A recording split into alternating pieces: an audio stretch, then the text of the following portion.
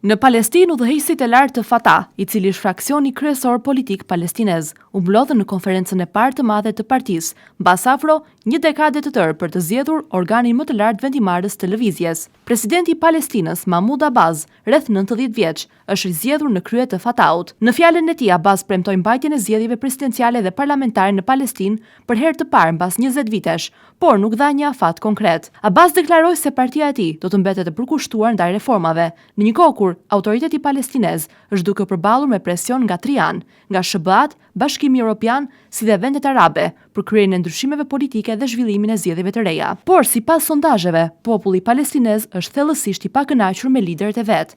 Rreth 80% e qytetarëve palestinez kërkojnë dorëheqjen e Mahmoud Abbasit dhe shumica kritikojnë ashpër korrupsionin dhe bashkëpunimin me Izraelin. Pakënaqësitë janë thelluar edhe më shumë pas përfshirjes së djalit të madh të presidentit, Yasser Abbas, në garën për një post të rëndësishëm drejtues në parti.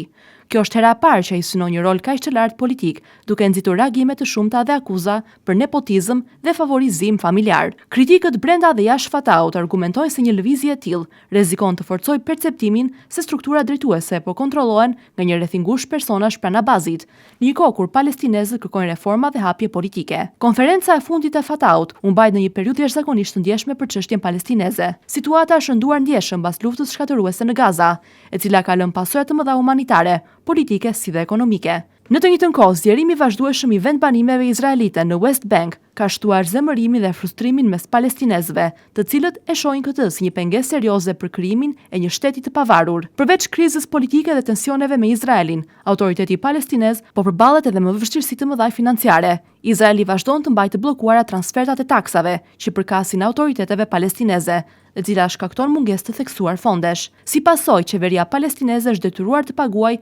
vetëm pjesërisht pagat e punonjësve publik, gjë që e cila ka rritur pakënaqësinë sociale dhe frikën për përkeqësim të mëtejshëm ekonomik. Ndërkohë, shumë qytetarë palestinez e kanë pritur konferencën me skepticizëm, duke parë të më shumë si një përpjekje të elitës aktuale politike për të ruajtur kontrollin dhe privilegjet, sesa si një mundësi reale për reforma, ndryshim dhe ringjallje të sistemit politik palestinez. Për shumë prej tyre, mungesa e zgjedhjeve të reja dhe vazhdimi i krizave të njëpasnjëshme e kanë zbehur besimin tek udhëheqja aktuale dhe tek aftësia e saj për të përfaqësuar aspiratat e popullit palestinez.